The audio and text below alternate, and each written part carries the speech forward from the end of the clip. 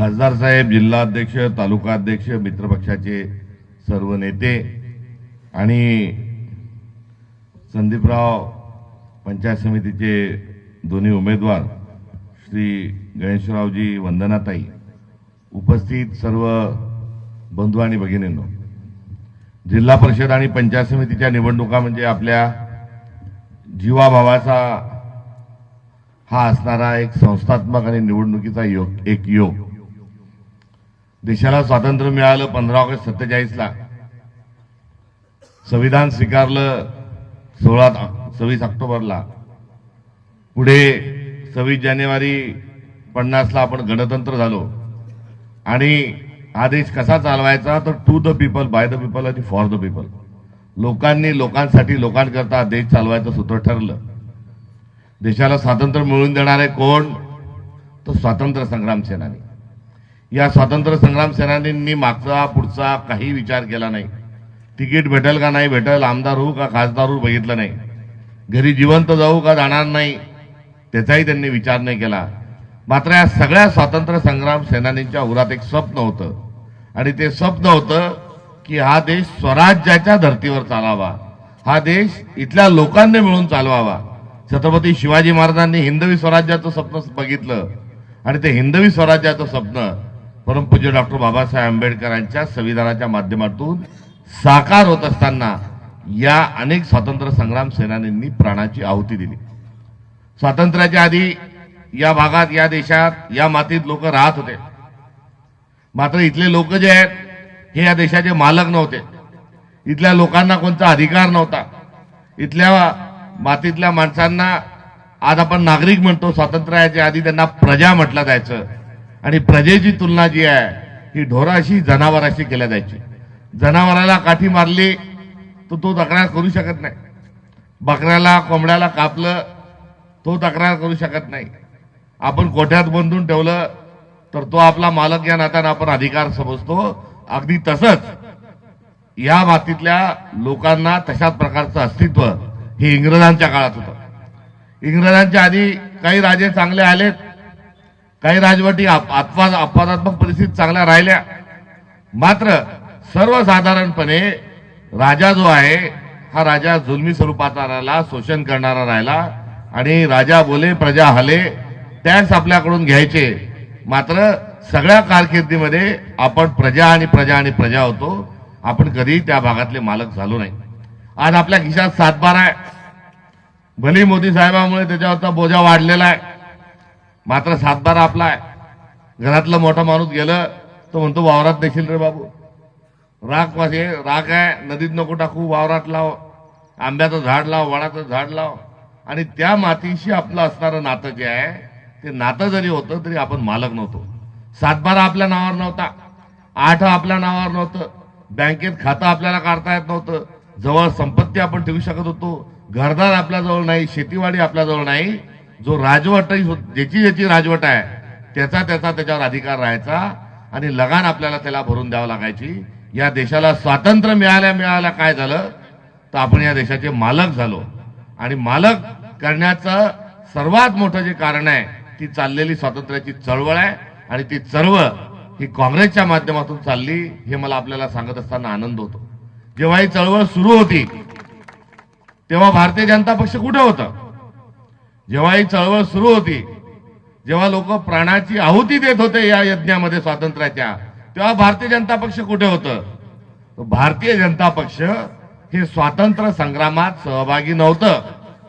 भारताला स्वातंत्र्य मिळवून देण्याकरता भाजपच्या एकाही माणसाने 1 घंट्याची, 1 सेकंदाची जेल भोगलेली नाही. जेव्हा खांद्यावर तिरंगा घेऊन वंदे मातरम, भारत माता की जय असे स्वातंत्र्य संग्राम सेनानी नारे देत होते, तेव्हा भारतीय जनता पार्टीचे लोक हे इंग्रजांच्या समोर घालील लोटांगल वंदीन चरण अशा स्वरूपाचं एक वर्तणूक ही त्यांची होती. त्यामुळे अबालवृद्ध या देशाला स्वातंत्र्य मिळवून देत असताना आजची जी भाजप आहे ही तेव्हाची जनसंघ असेल किंवा राष्ट्रीय स्वयंसेवक संघ असेल, हा स्वातंत्र्याला विरोध करत होता. आणि स्वातंत्र्याला विरोध करताना काय सांगायचे की आम्हाला स्वातंत्र्य नको, कारण स्वातंत्र्य मिळाल्यानंतर हा गांधी बाबा जो आहे ज्यांची काल पुण्यतिथी आपण केली, हा म्हणतो या देशावर सगळ्यांचा अधिकार राहील, स्त्री पुरुष समानता राहील, अस्पृश्यता नष्ट होईल, बहुजन समाजाला या देशाचं मालक करत असताना शेतीवाडी घरदार त्याच्या नावावर केल्या जाईल. हे स्वातंत्र्य आम्हाला मान्य नाही, यापेक्षा पारतंत्र्यात राहिलेलं बरं, असं कोण म्हणालेलं आहे? तर गोळवळकर गुरुजी नावाचा यांचा जो नेता आहे, जे यांच्यासाठी वंदनीय आहेत, या गोळवळकर गुरुजींचं म्हणणं आहे, जे आपण कुठेही जाऊन इंटरनेटवर पाहू शकता, की आम्हाला बहुजनांचं राज्य चालणार नाही, बहुजनांना बरोबर बसवलेलं चालणार नाही, दलिताला बरोबर बसवलं चालणार नाही, महिलेला बरोबर बसवलेलं चालणार नाही, यापेक्षा पारतंत्र्य बरं, असं सांगणारा भारतीय जनता पक्ष आज आपल्याला आपल्या पुढे धर्माच्या नावावर आपल्याला कशी बांधला होतोय हे बघणं, हे फार मोठं एक चुकीचं आणि एक विरोधाभासाचं एक घोतक आहे. त्यामुळे स्वातंत्र्य काँग्रेसने दिलं आणि भारतीय जनता पक्ष काय करत होती? तर इंग्रजांच्या सोबत होती. अजून कोणाच्या सोबत होती? तर मोहम्मद अली जिन्ना नावाचा एक माणूस होऊन गेला. तो जिन्ना म्हणत होता की आम्हाला धर्माच्या आधारावर वेगळा देश पाहिजे. आणि त्या मोहम्मद अली जिन्नांच्या पार्टनर कोण होते, त्याच्या आघाडीत कोण होते? तर आजची जी भाजप आहे ही भाजप मोहम्मद अली जिन्नांच्या सोबत होती. काँग्रेसवाले समाजवाद सांगत होते, काँग्रेसवाले समता, बंधुता, सामाजिक न्याय, प्रत्येकाला प्रत्येकाच्या आस्थेचं धर्माचं स्वातंत्र्य सांगत होतं. तर जिन्ना आणि श्यामाप्रसाद मुखर्जी हे दोघ जण भारताच्या स्वातंत्र्याला विरोध करत होते. आज हैदराबादचा एक बाबा येतो, संभाजीनगरमध्ये बळंग बळंग बोलून बोलून चालला जातो. दुसऱ्या दिवशी देवेंद्र फडणवीस येतात आणि दोघी एकी थाली के चट्टे बट्टे अशा स्वरूपामध्ये बोलून चालले जातात. त्यामुळे ते म्हणतात मी मारायचं सोंग करतो, हे म्हणतात मी रडायचं सोंग करतो. मात्र एमआयएम आणि भाजप हे दोन मित्र आहेत आणि आजचे मित्र नाही, हे पूर्वीचे मित्र आहेत. आणि पूर्वीचे मित्र कसे? तर जिन्नांच्या पार्टीचा मुख्यमंत्री होता तर भाजपचा उपमुख्यमंत्री होता. ही त्याची जुनी दोस्ती आहे. शोले पिक्चर मधल्या जय आणि वीरूची जशी दोस्ती आहे, ये दोस्ती हम नहीं छोडेंगे, छोडेंगे जान मगर हम तेरा हाथ साथ नहीं छोडेंगे. हे जे वाक्य आहे, ही जी दोस्ती आहे, ही दोस्ती एमआयएमची आहे. आणि या दोघांनी काय केलं? हे धर्मांध तेही धर्मांध, फोडा तोडा आणि राज्य करा, हे इंग्रजांची अवलाद असल्यामुळे तेच धोरण आज रोजी हे कुठेतरी राबवत आहेत. आणि ते धोरण राबवत असताना मला आपल्याला सगळ्यांना आठवण करून द्यायची आहे. काळे साहेब, माझ्या आजानं मला सांगितलं की बाबू हे चड्डीवाले जे आहेत ना, हे डेंजर आहेत, याच्यापासून सावध राहतो. हे कधी केसानं गळा कापतील समजणार नाही. माझ्या आजानं मला वाघापासून सावध राहा सांगितलं नाही, चोरापासून सावध राहा सांगितलं नाही, मात्र या भाजपवाल्यापासून सावध राहा हे माझ्या आजानं मला सांगितलं. माझ्या आजाचं माझ्या बापानं ऐकलं आणि आजानं बापाच्या पिढीनं या दोघांना वेशी गावकुसाच्या बाहेर ठेवलं. गावामध्ये भाजपच्या माणसाला, काळ्या टोपी वाल्या माणसाला आपल्या बापदाद्यानं फिरू दिलं नाही. बरोबर सांगू राहिलो का चूक सांगू राहिलो? भाजपाला बाबा तू बाहेरच, त्याला मंदिरात पाय ठेवू दिले नाही, घरातही पाय ठेवू दिले नाही, आला तर चाय घेऊन चाल होय निघ बाहेर. बंद गाव ते फिरले, मात्र त्यांना कधी मानाचं स्थान मिळालं नाही. मात्र आता आपण मी म्हणून राहिलो कार्यगड्या कसं, तर तू म्हणशील तसं. आपलं पोट्टही म्हणून राहिलं की जिधर बम उधर हम, तो बी या फाट्याहून त्या फाट्यावर, ह्या ब्रँड संपला की तो ब्रँड, पाणी बी पिऊन नाही राहिला, बिस्लरी बी पिऊन राहिला, अलगच काहीतरी आता कॉक लो ड्रमच्या ड्रम जे आहे ते रिचवून चाललं. अरे काय आपण कुठं चाललो? कोण होतास तू? काय झालास तू? अरे वेड्या कसा वाया गेलास तू? ही परिस्थिती आपल्या सगळ्यांच्या समोर एक आरशाच्या माध्यमातून उपस्थित करताना आणि तो आरसा दाखवत असताना आपण आपल्या बापाची औलाद आहोत. आपण या इतिहासाच्या माध्यमातून या देशामध्ये आपण सर्वजण उभे आहोत. जो विचार चुकीचा आहे त्या चुकीच्या विचाराला चुकीचा म्हणून माझा काय मला बराच एक सात्विक संताप येतो. भाजपचं चिन्ह ग्रामीण भागात काहीच संबंध नाही. मात्र आता ते भाजपचं चिन्ह जे आहे, जो विचार आपल्या विरोधातला आहे, जो बहुजनांच्या विरोधातला आहे, जो तुकारामाच्या, ज्ञानेश्वराच्या, शिवाजी महाराजांच्या, शाहू महाराजांच्या, महात्मा ज्योतिबा फुलेंच्या, डॉक्टर बाबासाहेब आंबेडकरांच्या विरोधातला जो विचार आहे, हा विचार आता डोक्यावर घेऊन आपले पोरं नाचत असतील तर यासारखा दुर्दैवी प्रसंग हा कोणताच नाही. त्यामुळे आपल्या बापदाद्यांना काय यातना होत असतील, इतिहासाला काय यातना होत असतील की आम्ही यासाठी या सगळ्या खस्ता खाल्ल्या का, आम्ही यासाठी स्वतःच्या प्राणाची आहुती दिली का, आणि प्राणाची आहुती देऊन स्वातंत्र्य देऊन मतदानाचा अधिकार आपल्याला दिल्यानंतर या देशामध्ये समाजवादाच्या स्वप्न बघणाऱ्या स्वातंत्र्य संग्राम सेनानींनी काय सांगितलं की हम लाए हैं तूफान से कश्ती निकाल कर इस देश को रखना मेरे बच्चों संभाल कर. ही अपेक्षा आपल्याकडून व्यक्त केली होती. आपण ती पूर्ण करत आहोत का? शिवाजी महाराज या तालुक्यातले, या तुमच्या इथले भूमिपुत्र शिवाजी महाराज हे आज जगाचा अभिमान वाटावं असं एक कर्तृत्व हे शिवाजी महाराजांनी गाजवलं. ती तुमची माझी आणबाण शान आहे. आणि शिवाजी महाराजांनी किल्ल्याच्या मागे किल्ले जिंकले आणि त्यांना राज्याभिषेक करण्याची जेव्हा वेळ आली तेव्हा राज्याभिषेका करता ते तथाकथित धर्ममार्तंडांजवळ गेले आणि सांगितलं की बा पंचांग बा राजांचा आपल्याला अभिषेक करायचा आहे, वेळ द्या. तेव्हा काय सांगितलं या धर्मपीठांनी, या भाजपचा विचार जो आहे त्या विचारवाल्या लोकांनी तेव्हा तत्कालीन काय सांगितलं की शिवाजीचा राज्याभिषेक होऊ शकत नाही, कारण शिवाजी शूद्र आहे आणि शूद्र माणूस राजा बनू शकत नाही. हे कोणी सांगितलं? आज भारतीय जनता पक्षाचा जो विचार आहे, ज्या विचाराची जे पूजा करत आहेत, या विचारातून संघ निर्माण झालेला आहे आणि संघ ज्या विचारातून निर्माण झाला आहे तो राज्याभिषेक शिवाजी महाराजांचा नाकारणारा विचार आहे. कुठेतरी गागा भट्टांना आपल्याला काशीहून आणावं लागलं, वजना एवढं सोनं द्यावं लागलं आणि अत्यंत चुकीच्या पद्धतीनं आपल्याला आपल्या स्वाभिमान असला राजाचा राज्याभिषेक उरकावा लागला. अरे हे शिवाजी महाराजांचे झाले नाही, ते तुमचे माझे काय होते? ज्यांनी संभाजी महाराजांना पकडून दिलं औरंगजेबाकडे, संभाजी महाराजांना औरंगजेबाला पकडून देणारे कोण होते? हे मुघल नव्हते. शिवाजी महाराजांना राज्याभिषेकाला विरोध करणारे औरंगजेबाचे लोक नव्हते. हे या भारतीय जनता पक्षाच्या विचारातून आलाय त्या विचाराचे हे लोक होते. त्याच्या मागे थोडं जाऊ. ज्ञानेश्वर महाराजांचं स्वप्न आहे समाजवादाचं स्वप्न आहे. तुकाराम महाराजांचं स्वप्न हे समाजवादाचं स्वप्न आहे. संत चोखामेळाचं स्वप्न जे आहे हे समाजवादाचं स्वप्न आहे. आणि ते स्वप्न साकार करण्याकरता पसायतना ज्ञानेश्वर महाराजांनी लिहिलंय, दुरितांचे तिमिर जाओ विश्वास्व धर्म सूर्य पाहो, जो जे वांछिल तो ते लाहो प्राणी जात. हे संविधानात जे आहे ते ज्ञानेश्वर महाराजांच्या पसायदानात आहे. ज्ञानेश्वर महाराजांनी काय केलं तर संस्कृत मधली गीता ही मराठीत मायबोली भाषेमध्ये तिचं भाषांतर करण्याचं काम केलं. काम चांगलं का वाईट? काम चांगलं. काम पुण्याचं का पापाचं? काम पुण्याचं. माणसाला शहाणं करण्याचं का मूर्ख करण्याचं? शहाणं करण्याचं. आपल्याला स्वातंत्र्य देण्याचं का आपल्याला पारतंत्र्यात गुलाम म्हणून ठेवण्याचं? तर स्वातंत्र्य देण्याचं. आणि या स्वातंत्र्याचं देण्याचं आणि हा एक आध्यात्मिक धोरण आपल्याजवळ सोपत असताना ज्ञानेश्वर महाराजांना भाषांतर केलं म्हणून धर्म बुडवा आणि त्यांना छळणारा वर्ग जो होता तो कोण होता? जो शिवाजी महाराजांच्या राज्याभिषेकाला विरोध करणारा होता, तोच ज्ञानेश्वर महाराजांना छळणारा होता. तुकाराम महाराजांनी काय केलं तर तुकाराम महाराजांनी बहुजनांना शहाणं करण्याचं काम केलं आणि शहाणं करण्याचं काम करत असताना सांगितलं की नवसानी पोरं होत असतील तर लग्न का करता, इथपर्यंत परखड टीका आपल्या समाजावर केली आणि एकामागे एक अभंग देऊन तुम्हाला मला शहाणं करण्याचं काम केलं. मात्र त्या तुकारामाच्या गाथाचं काय केलं? त्या इंद्राणीत बुडवल्या. इंद्राणीत गाथा बुडवणारे कोण? तर हेच जे भामटे आहेत, हे तुकाराम महाराजांना वैकुंठाला पाठवणारे. काही मंडळी त्यांच्या निधनाच्या अनुषंगाने जी मांडणी आहे ती कधीतरी आपण समजून घ्या. मात्र तुकाराम महाराजांना संपवणारे, ज्ञानेश्वर महाराजांना छळणारे हे दुसरे तिसरे कोणीच नव्हते. तर हाच जो किस्सा आहे हा सावित्रीबाई फुलेंच्या माध्यमातून पुढे आला. सावित्रीबाईंनी काय केलं तर सावित्रीबाईंनी सांगितलं की मुली शिकल्या पाहिजे आणि मुली शिकल्या पाहिजे म्हणून मुलींची शाळा काढली.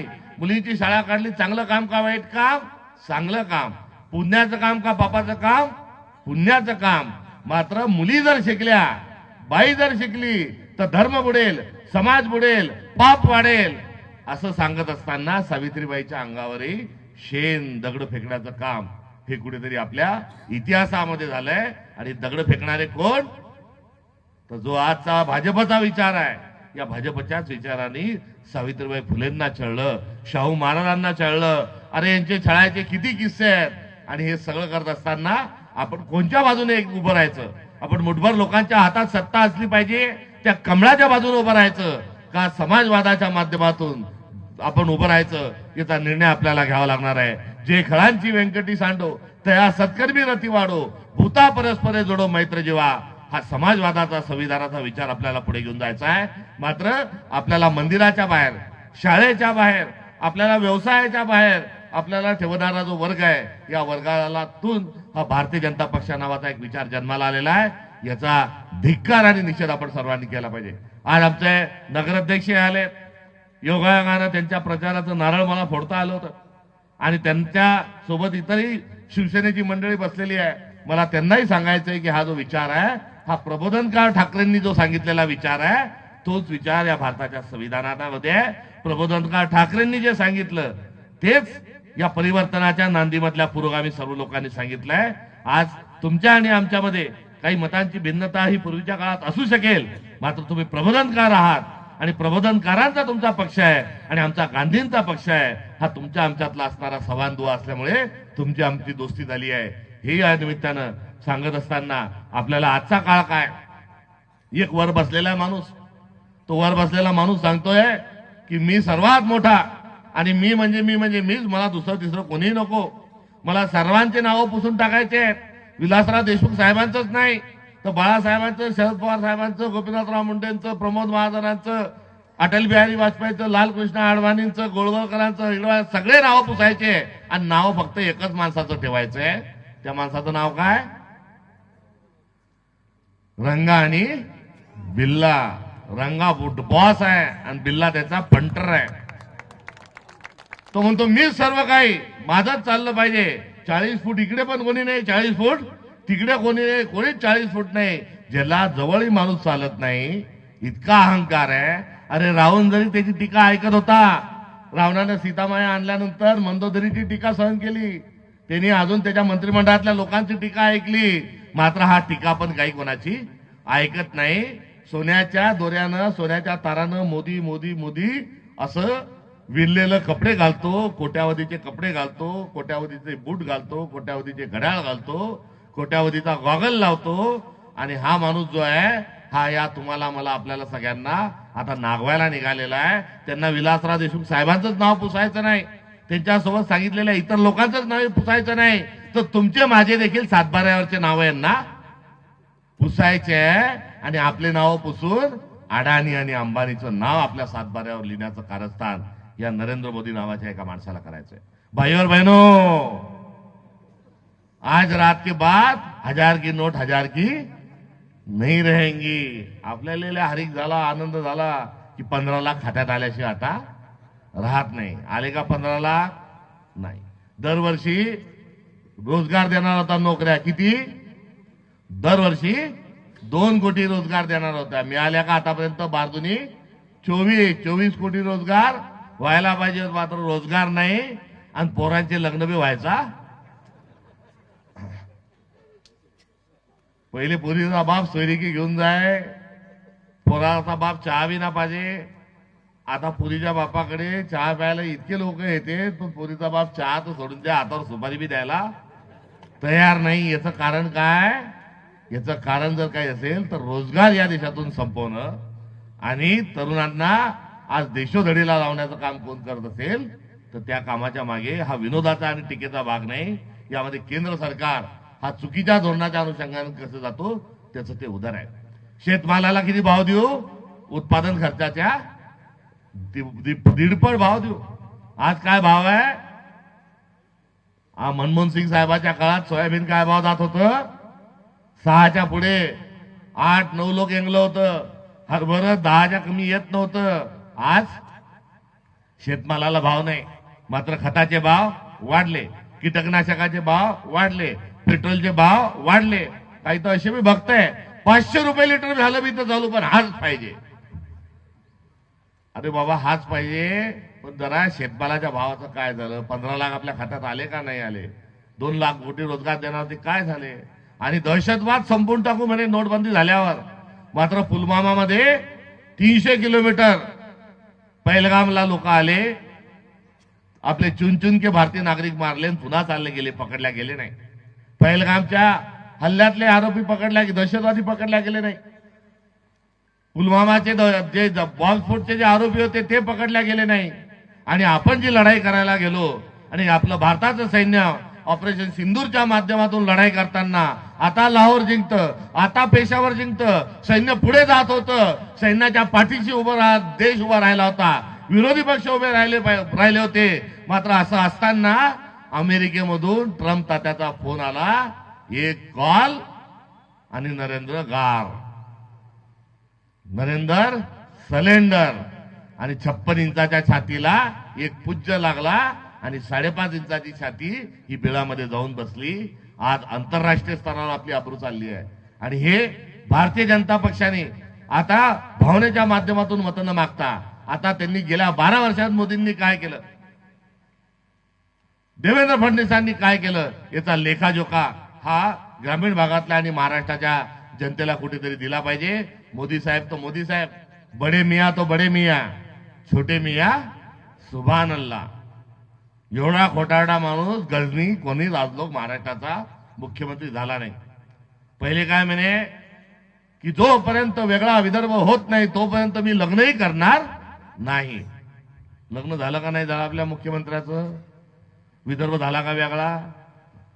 अजून काय म्हणाले की धनगरांचं आरक्षण पहिल्या कॅबिनेटमध्ये पहिली फाईल पहिली सही ही मी धनगरांच्या आरक्षणावर करेल.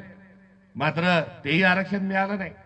मराठा बांधवांच्याही आरक्षणाला कुठेतरी 2दा मुंबईला जाऊन कुठे वटाण्याच्या अक्षता लावून वापस पाठवलं.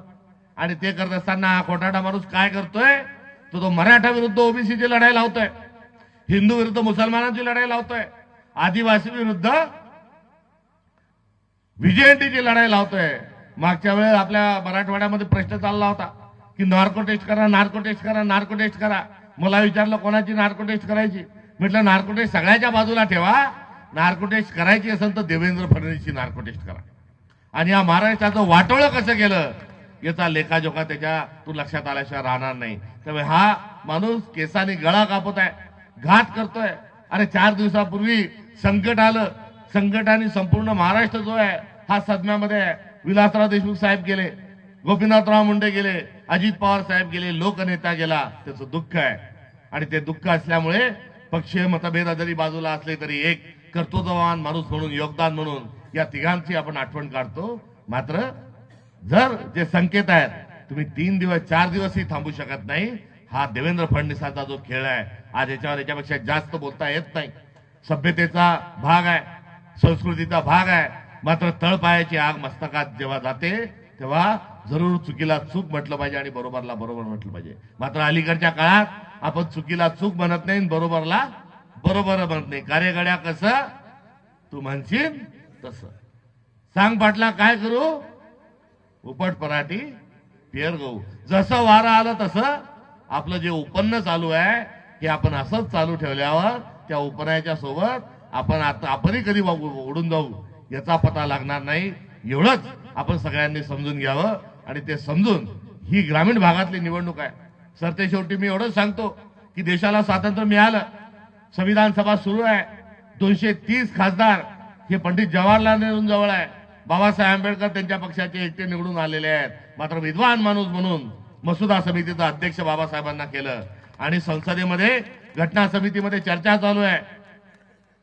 पंडित जवाहरलाल नेहरू सांगतात महात्मा गांधींचं स्वप्न होतं, ग्राम स्वराज्याचं स्वप्न होतं आणि ते साकार करण्याकरता आपल्याला पंचायत राज प्रणाली आणली पाहिजे. बाबासाहेब आंबेडकरांनी सांगितलं की पंडितजी तुम्ही सांगता ते बरोबर आहे. मात्र आज आपला समाज उच्च निश्चितेमध्ये आहे, वेगवेगळ्या जाती आहेत, वेगवेगळे धर्म आहेत. खालचा माणूस खालती आहे, उपाशी आहे, तळाशी आहे. आणि तो खालचा माणूस हा केवळ अस्पृश्य नाही, तो शेतकरी पण आहे आणि बहुजन पण आहे. या खालच्या माणसाला वर जर आणायचं असेल तर 10 वर्ष जरा थांबा, 10 वर्ष स्वातंत्र्य बंधुता मोकळा हवा त्याला येऊ द्या आणि मग पंचायत राज प्रणाली आणा. नेहरूजींनी एकटे पक्षाचा माणूस जरी बाबासाहेब असतील तरी नेहरूजींनी सांगितलं की विकास नंतर होईल, सहभाग आपल्या लोकांचा आपल्याला घेता येईल. मात्र समता बंधुता सामाजिक न्यायाची भूमिका स्वीकारली आणि पंचायत राज प्रणाली ही 10 वर्ष पुढे ढकलली. आणि 1957ला बलवंतराय मेहता समितीच्या प्रमुख पुढाकारानं 2 ऑक्टोबरला आपल्या जिल्हा परिषदा पंचायत समित्या सुरू झाल्या. त्यामुळे ग्रामीण भागातले माणसं आपले सभापती व्हायला लागले, ग्रामीण भागातले लोक सरपंच व्हायला लागले, ग्रामीण भागातले लोक जिल्हा परिषदेचे अध्यक्ष व्हायला लागले, गावाकडच्या गेलेल्या माणसाला नोकरीला चिटकवायला लागले, कोणाची बदली असेल ती करायला लागले, दवाखान्याचं काम करायला लागले, घाटीत कोणी भरती असेल तर घरून डब्बा त्यांना जायला लागला, एसटी चालू करून द्यायला लागले, शाळा चालू करून द्यायला लागले, शिक्षक द्यायला लागले, तलाठी द्यायला लागले, पटवाई द्यायला लागले, विहीर द्यायला लागले, बैलजोडी द्यायला लागले. बैलगाडी द्यायला लागले, चाकजोडी लागले, इलेक्ट्रिक मोटर द्यायला लागले, स्प्रिंकलरचे पाईप द्यायला लागले. आणि बघता बघता जिल्हा परिषदेच्या लोकांनी काय केलं, पंचायत समितीच्या लोकांनी काय केलं, तर आपल्याला इंदिरा आवास दिली, आपल्याला घरकुल दिलं, आपल्याला शाळेची खोली दिली, शाळेत गावामध्ये आपले रस्ते दिले, विहिरी दिल्या, पाणी पुरवठ्याची योजना दिली. आणि हे करत असताना राजीव गांधी पण मधात आले आणि त्यांनी सांगितलं की लोकांची सत्ता लोकांकडे. आणि त्यांनी 73वी 74वी घटना दुरुस्ती केली आणि 4250 आमदार आणि 750 खासदार यांचा सन्मान जरूर आहे, मात्र यासोबत अधिक लोकांना लोकप्रतिनिधी करून त्यांना देखील लोकशाहीची ताकद दिली पाहिजे. म्हणून राजीव गांधींनी पंचायत राज आणलं आणि 24 एप्रिल 1993 आपण सत्तेचं विकेंद्रीकरण, केंद्रातली सत्ता, राज्यातली सत्ता, राज्यातली सत्ता, केंद्रातल्या राज्यातली सत्ता ही आपल्याजवळ आणून देण्याचं काम हे राजीव गांधींनी केलं. मुंबई दिल्ली में हमारी सरकार और हमारे गांव में हम सरकार हे अधोरेखित संविधानाच्या माध्यमातून होत असताना या पंचायत राजच्या निवडणुका या सुरू झाल्या. आणि त्या निवडणुकीमध्ये पहिले महिलांचं आरक्षण नव्हतं, पहिले मागासवर्गीयांचं आरक्षण नव्हतं, मात्र महिलांना आरक्षण दिलं. पहिले 33% दिलं, आता 50%चं आरक्षण आहे. आणि या 50%च्या आरक्षणाच्या अनुषंगानं आज महिला या ठिकाणी ज्या उभ्या आहेत त्या महिलांकडे बघत असताना राजीव गांधी जिंदाबाद देखील म्हणण्याची इच्छा माझ्यासारख्या कार्यकर्त्याची होती. एवढं मोठं परिवर्तन केलं. आणि ते परिवर्तन करत असताना, गावगाडं चालवत असताना आपले लोक या विकासाच्या प्रक्रियेत आले पाहिजे. आणि बहुजनातली लोक, सामान्यातली लोक, संपर्कातली लोक ही पुढे आली पाहिजे. वास्तविक पाहता पंचायत राजच्या प्रणालीमध्ये पक्ष नसतो. नगराध्यक्ष आपले महाविकास आघाडीचे झाले, फुलंब्रीचे, त्यांच्या विरोधात मतदान करणारा माणूस गेला आणि सांगितलं की माझ्या भागातला नळ नाही आला तर ताईला लगेच फोन लावावा लागेल. जर माझ्या गल्लीमध्ये डुक्कर मरून पडलं, कुत्र मरून पडलं तर लगेच सफाई कामगार पाठवून ते उचलून घ्यावं लागेल. पंचायत राजमध्ये एवढा पक्ष बघत नसतात. पंचायत राजच्या निवडणुकीमध्ये पक्षाची धार जी आहे ही बोथट असावी लागते, मात्र विचारांची जी धार आहे ही तीक्ष्ण असावी लागते. भारतीय जनता पक्ष आपल्या विचाराच्या धारेला हे कुठेतरी बोथट करत आहेत आणि पक्षाची धार ही दाट स्वरूपामध्ये लावून आपल्यामध्ये भांडण लावत आहे. त्याचा मी या निमित्तानं निषेध करतो. आणि अशा या जिल्हा परिषदेच्या प्रक्रियेमध्ये आपण कोणाला पाठवणार की सगळं काही माझ्या या खिशात, हे माझ्या या खिशात, ते माझ्या त्या खिशात, ते अशा मक्तेदारीच्या लोकांना पाठवणार का पैसे उधळणाऱ्या लोकांना पाठवणार का आपण संदीप भाऊ सारख्या सालस एका चांगल्या व्यक्तिमत्वाला आपण पाठवणार याचा निर्णय तुम्हाला हा 7 तारखेला त्या दिवशी घ्यायचा आहे. आणि 7 तारखेला निर्णय घेत असताना जे मस्तवाल झालेत, जे कोणाला काही समजत नाही, अशा प्रवृत्तीला देखील धडा आपल्याला शिकवायचा आहे. आपल्याला मोदींचाच अहंकार नाही बघायचा, त्यांचा तर अहंकार आहेच आहे. फडणवीसांचा अहंकार बघायचा नाही, त्यांचा तर आहेतच आहे. मात्र फडणवीसांची आणि मोदींची जे शिक्के आहेत आणि त्यांचे जे प्रतिनिधी आहेत, जे आपल्या गावापर्यंत आता लोकशाही गिळंकृत करण्याकरता आले, यांना देखील तुम्हाला हा धडा शिकवायचा आहे. आणि गावगाडं चालवणारा, तालुक्याचं गाडं चालवणारा, एपीएमसीचा अनुभव ज्यांना आहे, ज्यांना सगळ्या इथल्या भागाची माहिती आहे, ज्यांना कुठलंही काही घेतलं नाही, एका आयुष्याच्या अशा टप्प्यावर आलेले आहेत की त्यांचा आता संपूर्ण जे यथार्थ आणि कृतार्थ जे मातृपितृ ऋण जे आहे ते त्यांनी फेडलेलं आहे, त्यांनी गुरुचं ऋण जे आहे तेही फेडलेलं आहे. आणि आता सगळे त्यांचे कामं झालेले आहे. घर देखील बांधून एकदम चकाट असं घर बांधलं की त्या फरशीत आपला चेहरा दिसतो. आता घर बी बांधून झालेले, वावराचंही कंपाऊंड पूर्ण लावून झालेले, फळबाग पण लावून झालेलं आहे. आता एकच काम आता संदीप भाऊ जवळ आहे, ते काय की रोज सकाळी उठायचं, सगळ्या गावाला एक चक्कर मारायची, लोकांचे कामं करायचे. मग ते दवाखान्याचं असो, अपंगाचं सर्टिफिकेटचं असो, ते कुठे आडल्या नडल्याचं असो, घरकुलाचं असो, विहिरीचं असो, डीपीचं असो, या सर्व काम करण्याकरता एवढा परफेक्ट माणूस हा तुम्हाला भेटू शकत नाही. आणि जर या परफेक्ट माणसाला जर तुम्ही पाडलं तर फॉल्ट कोणात आहे हे आज मी काही सांगणार नाही. मात्र मी माझं काय ठरवायचं ते ठरवून घेईल. पुन्हा तुमच्या भागामध्ये येत असताना 10 विचार करेल, इथले लोक चांगले आहेत का इथले लोक बेकार आहेत, हे तुमच्या मतदानानंतरच कळणार आहे. इथे अत्यंत सशक्त लोक बसलेले आहेत. खासदार साहेब, एका माणसानं जर 100 मतं द्यायचं ठरवलं तर 30,000पेक्षा एक मतदान कमी पडणार नाही. इथल्या माणसानं 50 मतं द्यायचं ठरवलं तर 18,000पेक्षा एकही मतदान कमी होणार नाही.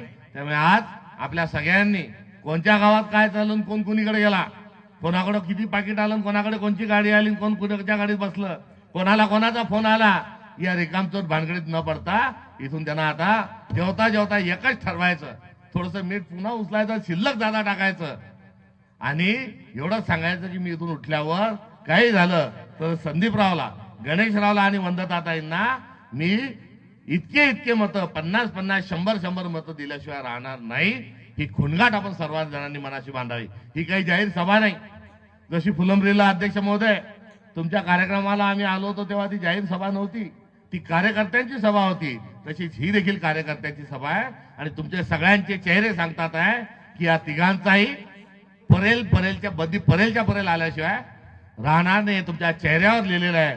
मात्र तुमच्या चेहऱ्यावर जे लिहिलेलं आहे त्याच्यात वगैरे वगैरे वगैरे वगैरे ज्या गोष्टी आहेत त्याच्या अनुषंगानं कुठली बाधा येऊ देऊ नका ही हात जोडून आपल्या सगळ्यांना विनंती करतो आणि या तिघांना विजय करा हे आव्हान करतो. थांबतो. धन्यवाद.